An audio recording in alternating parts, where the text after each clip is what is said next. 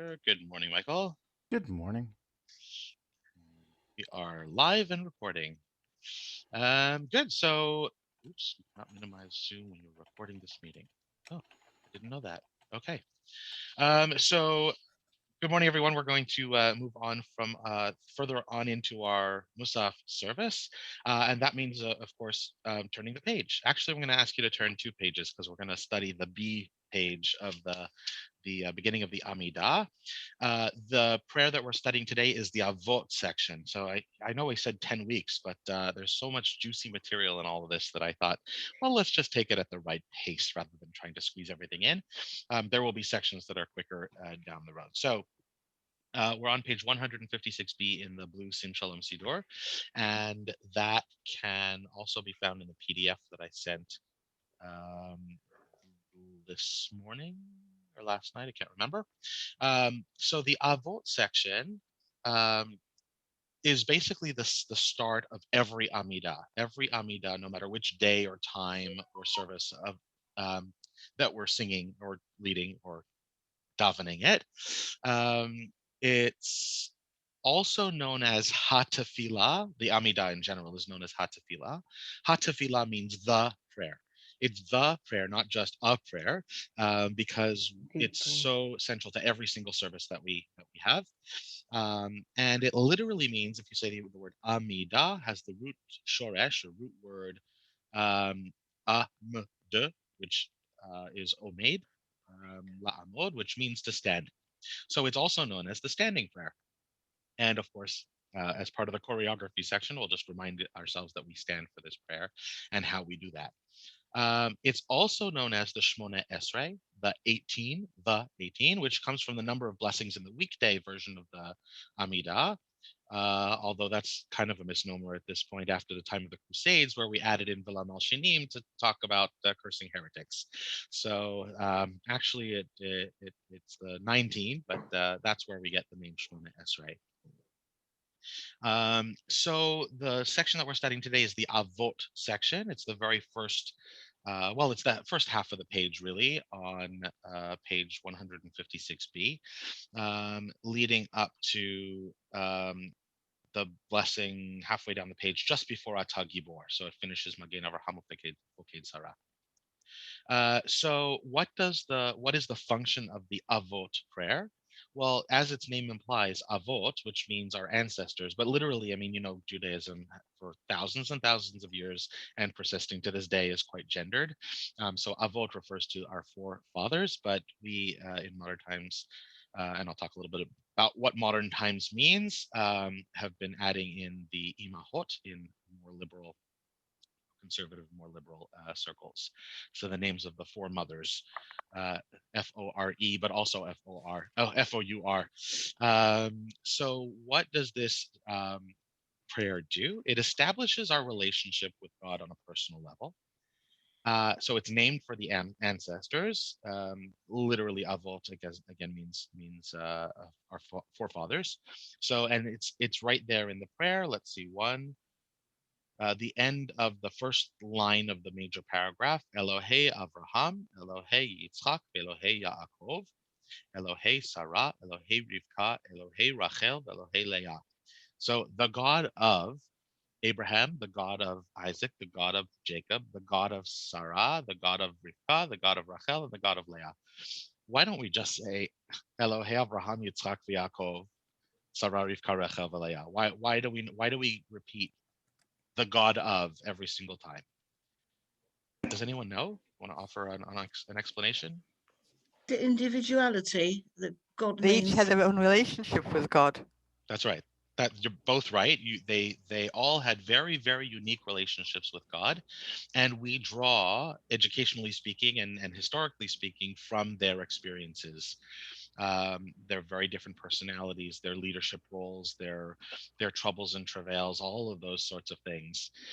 So though it's worthwhile specifying that God is um, connected with each of them in their own way, so that each of them, God is to them their God.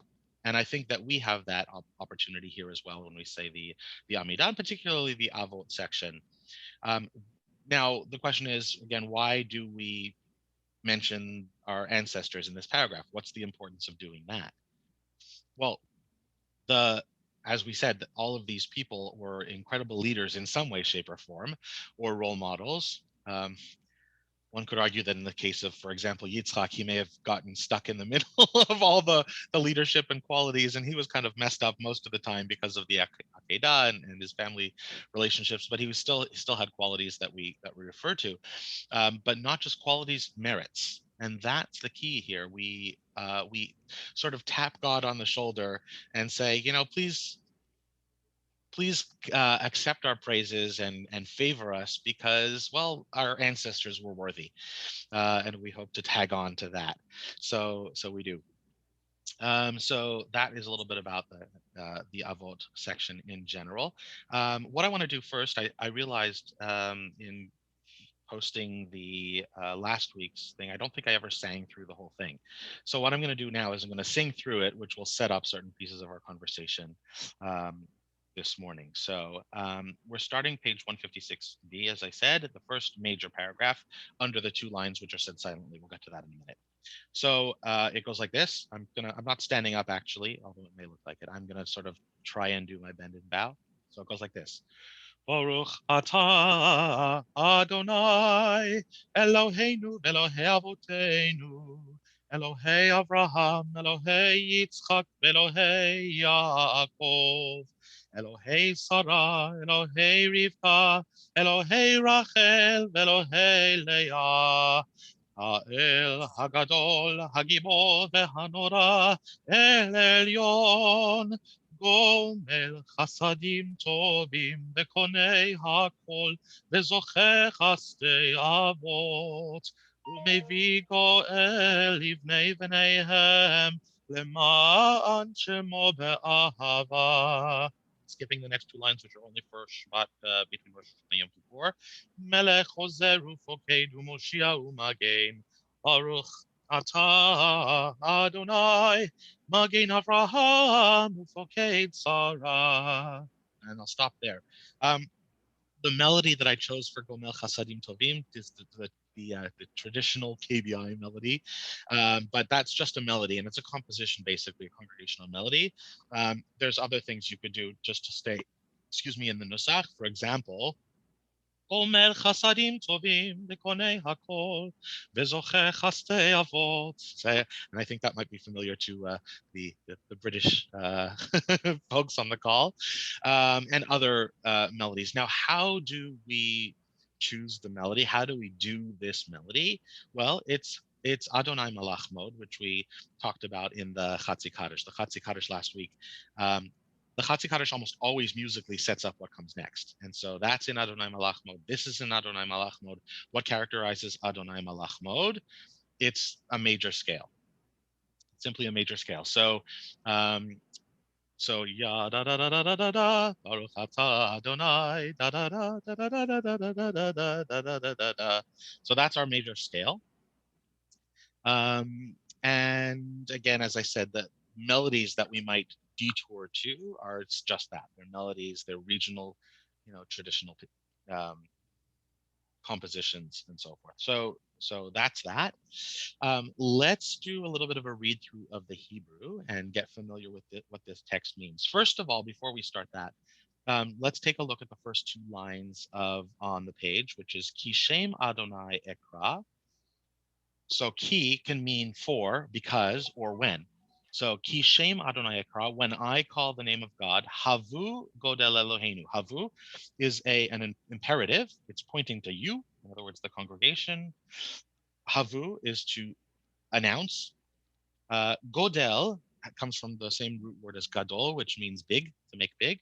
So godel Eloheinu. Let us go and praise God and in a big way. Actually, Godel has the other implication of the glory, because God's glory is so enormous. There's a connection between the word Gadol and Godel.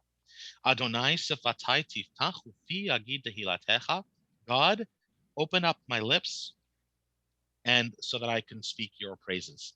This is a bookend. I'll tell you why, because if you turn to the end, if you have the Siddur, and turn to the end of the Amidah, I will just tell you the page.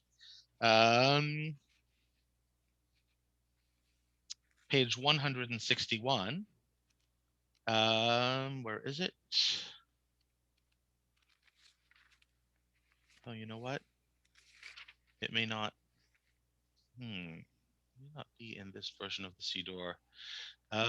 There's a version of the Siddur where the closing prayer of the Amidah is, actually here, right here, page 161. Elohai netzor l'shoni meira. Now that I've said my Amidah and you've allowed me to open my lips and say the Amidah, now it says, please close my lips. Close my lips from speaking lashon hara, evil speak, right? My God, keep my tongue from evil, my lips from lies. So that's what I mean by it's a bookend. Kind of fun. Anyway, Baruch ata Adonai, going back to page 156b, Baruch from the word blessed, right? Baruch ata, you, Adonai, God. Blessed are you, God. Eloheinu, our God. And Velohei Avotenu, and the God of our ancestors. And let me just point out that the word Elohei here is a very specific choice of the name of God. When you have Aleph Lamed He as the root, as the shoresh for God's name, we're talking about power. We're talking about not just power generally, but we're talking specifically about the heavenly God among the heavenly powers. Literally, as we mere earthlings think about it, the sun, the moon, the earth, the stars, everything going on in the sky, God is sort of a power over all of those things, which in the time, of course, we have the writing of the Siddur and the codification of the prayers, we didn't really have a great understanding of, but we knew God was greater than everything that was above us, physically above us. And that's important because remembering our ancestors, what would they have thought of God? God would have been compared to something that was tangible, that was visible, that was right there in front of them, and that was the stars, the sun, the moon. So not just the time of our ancestors, the time of the people who wrote the prayers as well. So because it was long enough ago. So going on, Elohei Abraham, Elohei Yitzchak, we said the God of Abraham, the God of Isaac, the God of Jacob, and so on and so forth. Here we have next line, halfway through the third line of that paragraph, Ha'el, the God, Hagadol, the great, Hagibor, the mighty, Vehanora, and the awesome, El Elyon, God on high. Why don't we just say El Gadol Gibor Nora? Why do we have to say Ha'el, Hagadol, Hagibor, the? The Yeah, exactly. So why? emphasis Emphasis on what, though?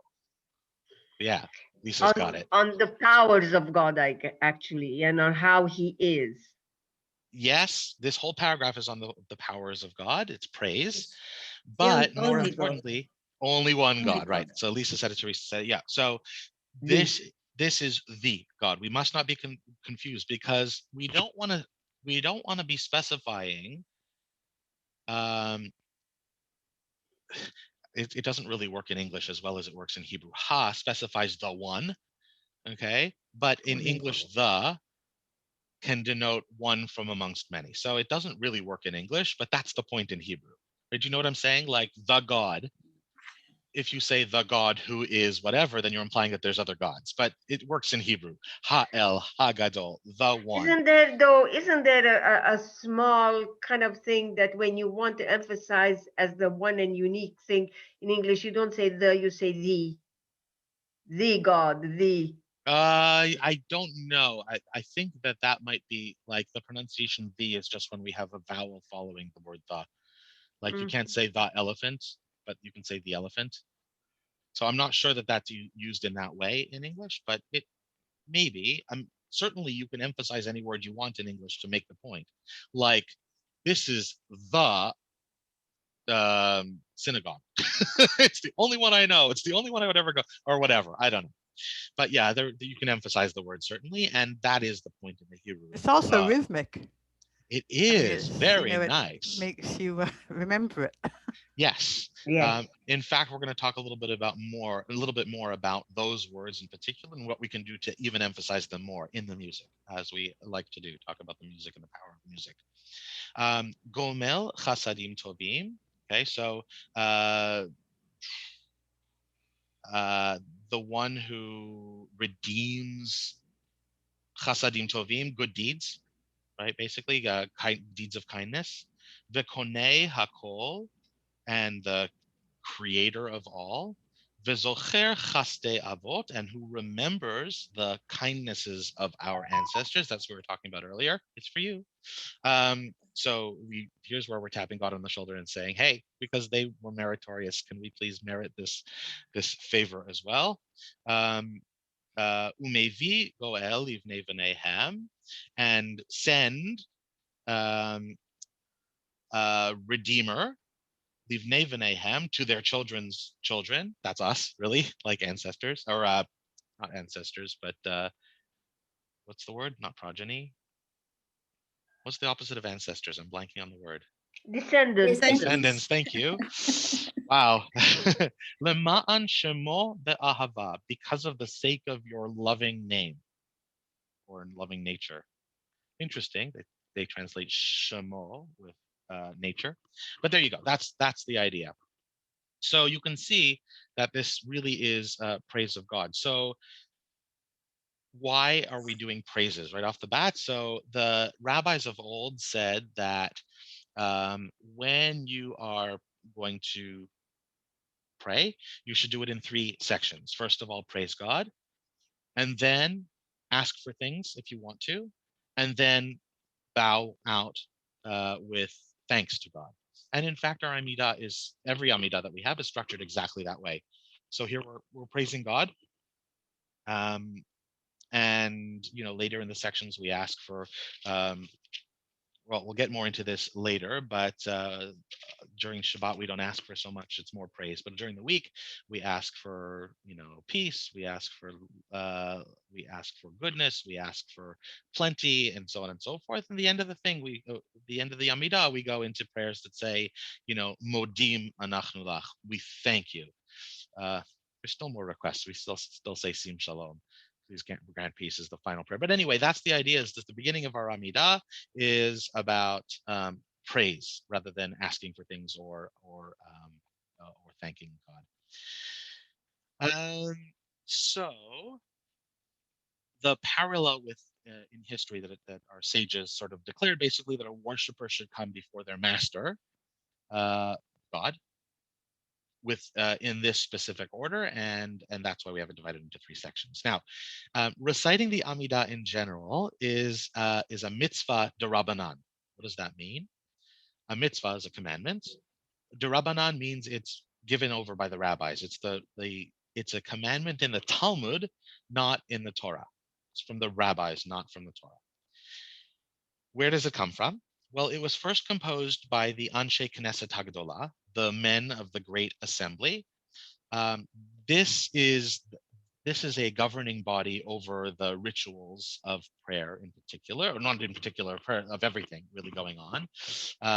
And they were kind of like the Supreme Court, the absolutely untouchable Supreme Court. And they ruled on things, but they also made decisions and codified things, and particularly our Siddur. And they existed during the Mishnaic period. That's both surrounding 70 CE, before 70 CE, and after 70 CE, after the destruction of the temple, the second temple. So that's the period of time that we're talking about, these prayers being composed. And the rules governing the composition, in other words, the contents, and recitation of the Amidah are discussed in the Talmud, in Barachot, chapters 4 and 5, in the Mishnah Torah, in Hilchot Tefillah, chapters 4 and 5, and just to give us a break from 4 and 5, in the Shulchan Aruch from laws 89 to 127, which is quite a big range in the Shulchan Aruch. The Shulchan Aruch is kind of the codification of how we practice our Judaism. It's a very complex and complete volume of how to observe all the laws, both Talmudic and Torah. And so that's kind of where this came from. We're going to talk a little bit about modifications to it over the years, but um, that's where we are. So we sang the melody before, but I want to talk a little bit more about some word painting, as I like to do. We can enhance the meanings of the prayers and perhaps inspire those people either singing along or davening along privately, or just um, taking it in, as it were. I like to, as you know, sing things in certain ways that make people say, what's going on there? Uh, or I point them out in classes like this, and then you notice them in services. But let's look at Ha'el Hagadol Hagibor V'Hanara El Elyon. So it starts with the God and moves upwards, literally moving upwards, where the final word is El Elyon, God on high. So it literally is a ladder. And so we can apply music to it like that. So I would do Ha'el Hagadol Hagibor Ve'Hanora El Elyon. So we're going higher and higher. Bum, ba-dum, ba-dum, ba-dum, ba-dum. And we're at the highest note for El Elyon. Okay, so that's one thing. Why do we do that? These words imply ma'alim bakodesh. Ma'alim means to go up, from the same root word as aliyah, olah, Allah, to go up. And bakodesh means in holiness, to go up in holiness. And that's a common thing that we have throughout our prayers. We try and go up in a perfect example of going up in holiness is when we go up on our tippy toes in the Kedusha. We're literally raising ourselves up during the holiest part of the prayer, kadosh, kadosh, kadosh, on our tippy toes. We also, another example of ma'alim bakodesh is on Hanukkah, we light candles, adding one candle each night as Hillel recommends, not taking away one candle each night as Shammai recommends. Why? Because we're supposed to go up in holiness, never backwards. So that's one opportunity for word painting there. And as I said earlier, there's different melodies you could do within Hashem Malach Adonai Malach mode. By the way, those are interchangeable, right? Hashem Malach, Adonai Malach. One of them is just being a little bit more cognizant of not taking God's name in vain, although I don't think any of the study we ever do or the singing we ever do for educational purposes is taking God's name in vain. So I use God's name freely in that way. So, all right. Let's talk. First of all, any questions so far or any comments? No? Okay. I just wanted to say this is really great, so thank you. Oh, sure. Good. I'm glad. Anything that you feel you could get more out, any ways you could get more out of it, please don't hesitate to ask questions and so forth. So let's talk about the choreography for a couple minutes. So as we mentioned, it's the standing prayer. It's the Amidah. So everyone stands. How do we stand? We first of all, there's a motion before we stand. There's some choreography, as I like to call it, before we just stand. So we're up on our feet, of course, from the beginning of it, but we're supposed to take 3 steps back. It isn't specifically 3, although the job is to take 3 steps forward as we're about to come into God's presence. So if you're going to take 3 steps forwards, it's probably a safe bet to say you need 3 steps back to end up in the right place.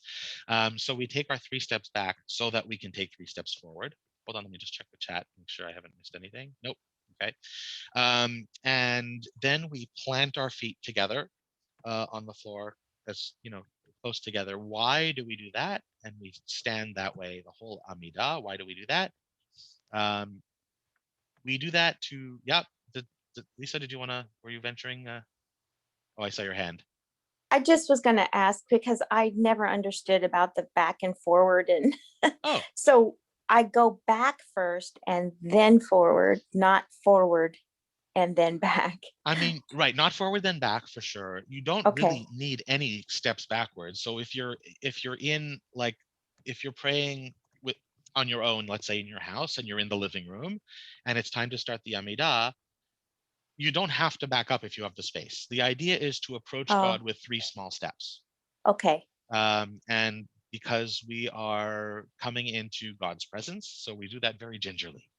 Yes. Okay. You know, so we just studied about that in the Megillah, in Megillat Esther. We read about it, where Esther was very, very self-conscious and concerned about approaching the king. And actually, this comes from Midrash, where you have a mashal, a nimshal. Mashal is the figure of speech that makes a situation, a relationship with God, more tangible for us as humans. So we often talk about Melech Basar V'Dam, king of flesh and blood, which is the mashal that relates to the nimshal, which is God in heaven, actual, the sovereign, right? So approaching God in this way, like you would approach royalty, is very, very fitting, and that's where that comes from. Hold on a second, Guillaume. The prayer says, "God will send a redeemer to the children's children." Is that where the Jewish saying that one's actions are passed on up to 3 generations comes from? Um, Actually, yeah, it is one reference to that, and I chuckled because the the um, the reference to passing on from children to children is more prevalent in the act of doing sins, where it says the sins of the children will be visited upon the I'm sorry, of the parents will be visited upon the sins of the children to the 10th generation.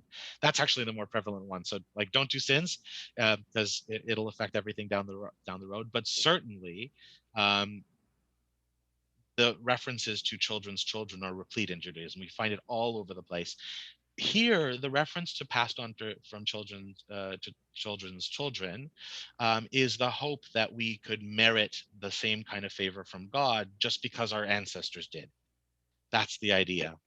So, yeah, if I may ask, yeah. why 3 generations specifically? Like, does that have a meaning? Or, like, let's say, does that mean that after a certain number of generations, like, I mean, Jews have to, like, act in a specific way to keep being redeemed? Or why 3 in this case? So 3 doesn't appear in the text here, other than children's children, which implies grandchildren. So that's 3 generations, I guess. But it isn't explicitly 3. It's a figure of speech, meaning from generation to generation. But perhaps there's a sense of the three generation-ness of it because of Abraham, Isaac, and Jacob, 3 generations. And so perhaps that serves as an example for passing on values and leadership and so on and so forth. Can I be scientific and prosaic? It's because there is a phenomenon that is called epigenetics, which actually changes the genetic expression based on what you do during your lifetime, by the way. Okay. All right. And how does that relate to the 3-ness? It goes further down than 2 or 3 generations. Right. I mean, it's how some mutations happen. Some, not all of them. Fantastic. I like the science piece of it. I do love science. And actually, it's one of the things that people are looking at very strongly in treating diseases these days. Okay. Thank you for that, Agnes. I appreciate it. So let's come back to where we were in our standing. So we've now taken our 3 steps forward into position. Whether we've taken 3 steps back or not, that has to do with how close the pew in front is, perhaps. So then we put our feet together. We end up with making sure our feet are together, about side by side, parallel, not one sticking out further than the other. Why do we stand with our feet together? We are trying to emulate the angels. Angels, right? Exactly. So angels supposedly don't even have feet, right? They may have some sort of pedestal if they're standing, but it's some ethereal base to an angel, and so we're looking for an ethereal or at least a nondescript kind of base so that we can be like the angels. In fact, the Kedusha mentions angels talking to each other. So we want to be representing angels in our prayer. Okay, the next thing is that whenever in the first prayer only, the first Avot section, as we're talking about that, at the beginning and the end, we bend at the word Baruch at the knee, we bow at the waist for Atah, and upright for Adonai. So Baruch Atah Adonai. It's terrible to demonstrate with the hand, but anyway, the idea is that we're standing for Adonai. A lot of people miss this point, and notice, I guess, a knowledgeable person davening, or knowledgeable, a cantor or shliach tzibor, will always be upright for Adonai. There is a misconception that it's kind of like a general Baruch Atah Adonai, and they don't really pay attention to where you're bowing and bending and what have you. It's important to be upright for Adonai because we want to be, again, Ma'alim Bakodesh. We want to be upright for God because our head, our prayer muscle, as it were, is, well, the heart is too, but that's upwards as well when we stand upright, closer to God. So it's Baruch Atah Adonai, both at the beginning of the paragraph and at the end of the paragraph where we summarize Magen Avraham Tzara. Did we finish translating? We didn't finish translating that bottom bit. So Melech Ozer, you are the God who is the helper. Ufoked, and the guardian, Umoshia, and the savior, Umagen, and the shield. Okay, and then of course we have the Baruch Atah Adonai, the second one, bend, bow, upright, Baruch Atah Adonai. Magen Avraham, the shield of Abraham, Ufoked Sarah, and the guardian of Sarah. Okay, so by the way, the idea of a blessing at the end of a long blessing, right? A Baruch Atah at the end of a long paragraph that starts Baruch Atah is quite common. Shorter blessings usually just have one Baruch Atah, like candle lighting on Shabbat or Motzi or what have you. But big paragraphs like this have a Baruch Atah at the end as well. And usually the Baruch Atah at the end finishes with a kind of a summary or a spotlighted feature that kind of summarizes the whole prayer. Okay, so Magen Avraham Ufoked Sarah, it's the guardians of the people that we want to represent us in merit.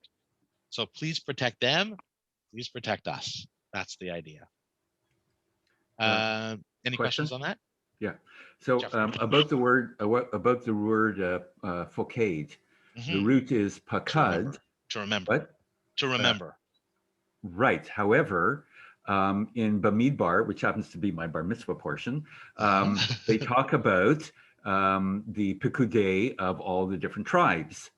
So same root. Yes. So, and there, it's used as a way to number the tribes. And here we're talking about a completely different meaning for the same root.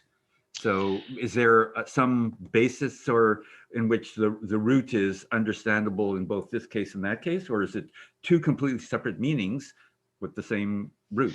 I would say there's a connection. So often in the Torah, we have a word that, let me start with this. Once in a while, we have a word that doesn't connect to anything else we know in the Torah. It's called a hapax legamanon. It's a Greek word that means like a word with no context. So, and it only appears once, so I have no way to know what it really means. This isn't one of those. This is a word we see all over the place. Lif kudehem, lif korotam, Adonai pakadet sarah, all the pakading of all the tribes, as you said. So it doesn't mean remember specifically. That's zachor, right? Zachor is remember. Yeah. Pakad is like to consider, to keep in mind. So to keep in mind is also another way of thinking about enumerating.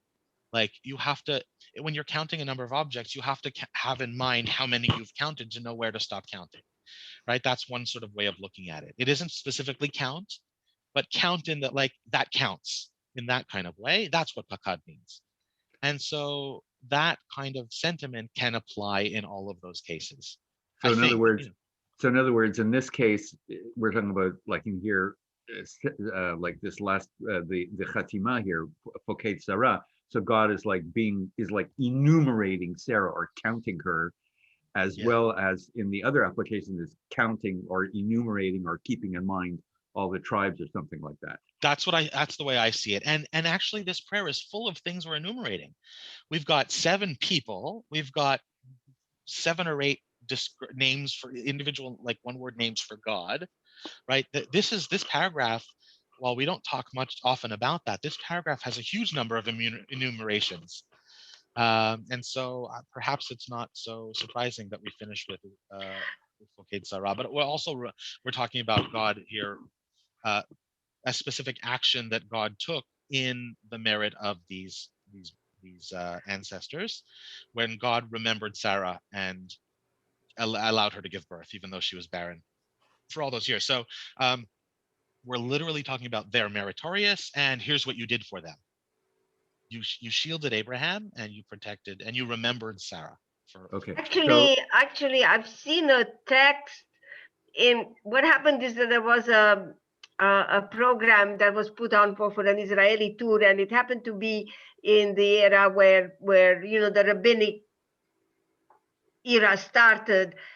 And what happened is that they use a different word in the Israeli version of this kind Ezrat, of right?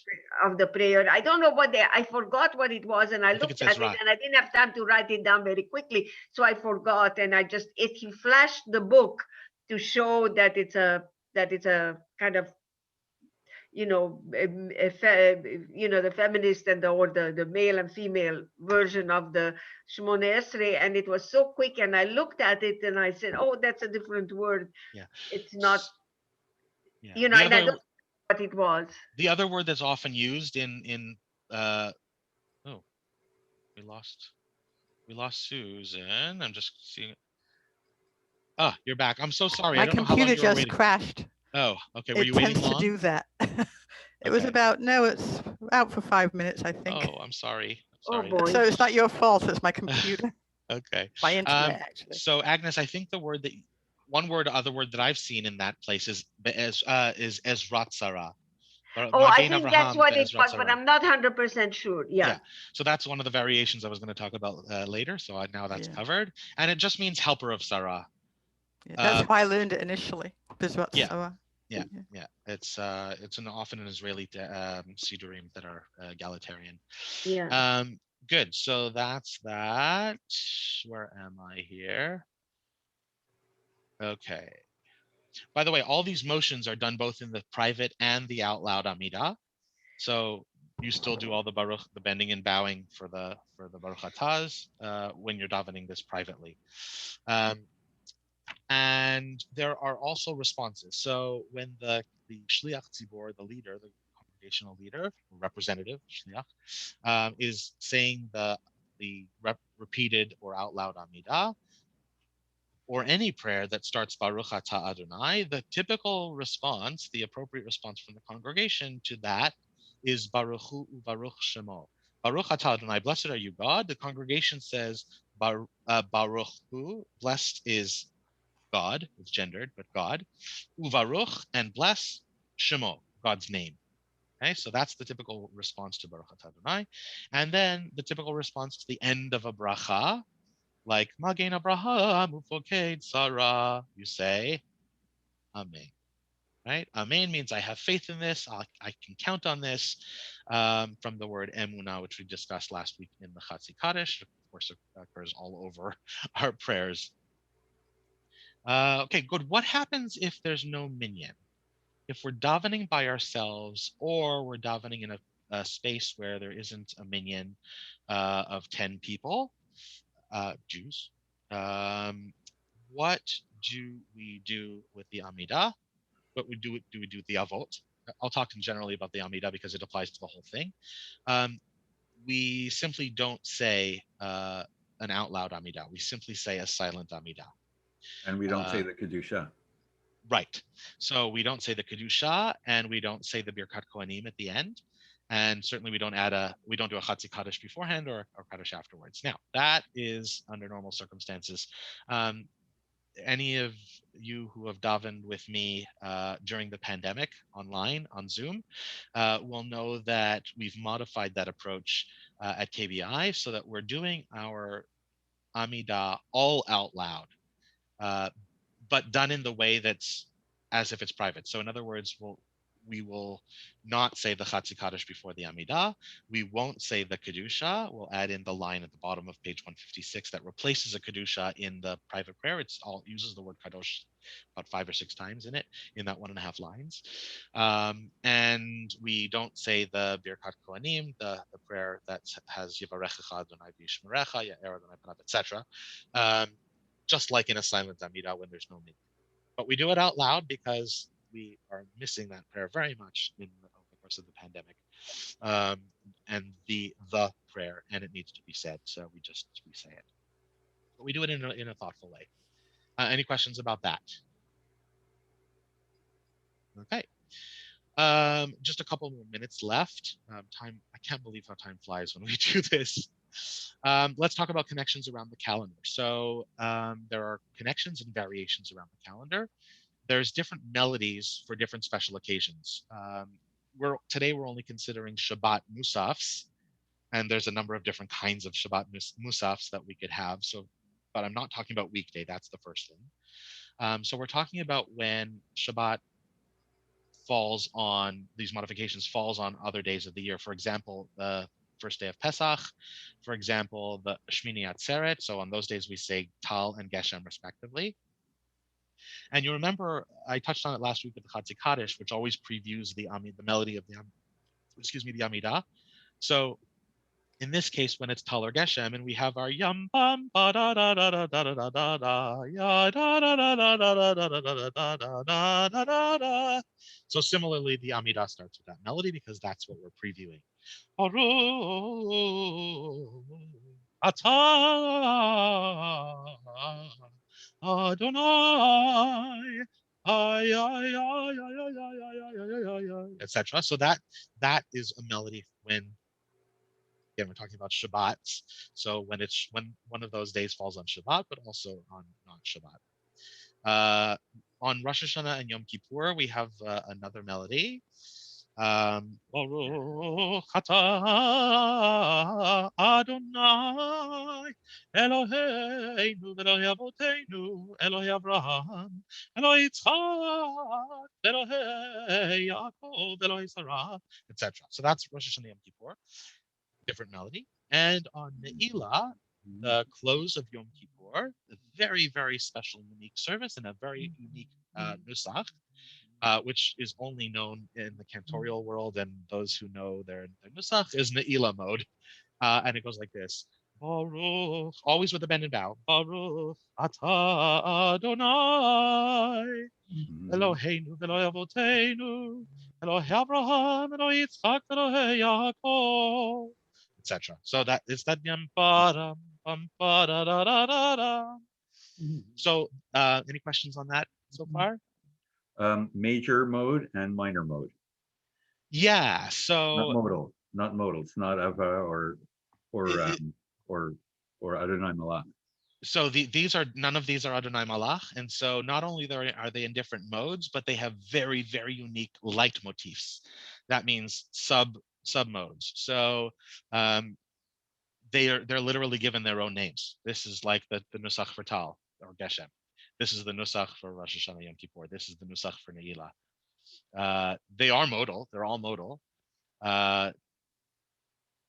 Most often aligning with Adonai Malach is major, and you also have Phrygish, Phrygian mode, and you have Avarabah, exactly, Avarabah, which by the way, Phrygish, Phrygian is a submode of Avarabah, with different leitmotifs. But also Ne'ilah is is kind of a minor mode, but it's got that very specific yam ba da da da da da da da da da da da da da. Which is what you mean by a leitmotif. Motif, yeah, it's a sub mode within the scale, right? So Jewish nusach, nuschaot, the plural of nusach, can be sort of connected with Western music modes, but they're not exactly right. Like you have tetrachords, getting into the specifics of it. The different tetrachords have different functions and allowances. The first 4 notes of a scale, the last 4 notes can do different things than in Western modes. And outside the one realm of scale, you can have different notes happening up on the top and the bottom that change that take you away from a Western mode and put it squarely in the realm of nusach. But anyway, that's what the different Amidah Avot section can sound like in different times of the year. What are the variations that we see in it? Traditional versus egalitarian. So either with the Avot, literally meaning the names of the forefathers, or with Imahot, the more egalitarian, more in more liberal synagogues and settings and movements, you'll see the names of the matriarchs as well. I think that's really important. And even though we have the choice at KBI, every davener has the choice, I always do the B page, and I always teach on the B page. So where did that come about and when? There was a responsum, excuse me, which is a halachic opinion or an article discussing from very, very traditional sources and methods of analysis and consideration of the times and what the issues are at hand. That a responsum came out that allowed an emendation to the Amidah, and that responsum was written by Rabbi Joel Rembaum, and it was accepted by the committee that rules on these things in the United Synagogue of Conservative Judaism, called the Committee on Jewish Laws and Standards, the CJLS. And this teshuvah, this responsum, was written in 1990. So it wasn't until 1990 that we saw this becoming part of like an egalitarian way of doing things. And since then, a version with Imahot has been included in every conservative and probably reform, perhaps before that, but the conservative movement, at least, or Masorti, started looking at this in 1990. And that is what gives rise to the B page in the Siddur. During this, you could see some lines of text in the middle of the vote section that is smaller. It says on Shabbat Shuvah. That means on the Sabbath between Rosh Hashanah and Yom Kippur. It's called Shuvah because we're supposed to be returning to, better ways, to a clean slate and so forth. So Shabbat Shuvah is the Sabbath of returning.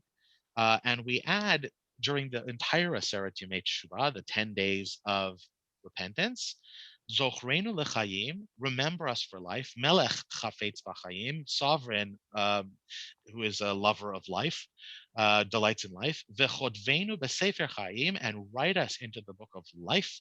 Lema'ancha Elohim chayim, for your sake, living God. That's one way to. Oh, that's the way they translate it as well. So the idea there is we're adding a prayer for life in the middle of the section where we look back at the lives that were meaningful in the time of Abraham, Isaac, and Jacob, Sarah, Rebecca, Rachel, and Leah. So mouthful, but anyway.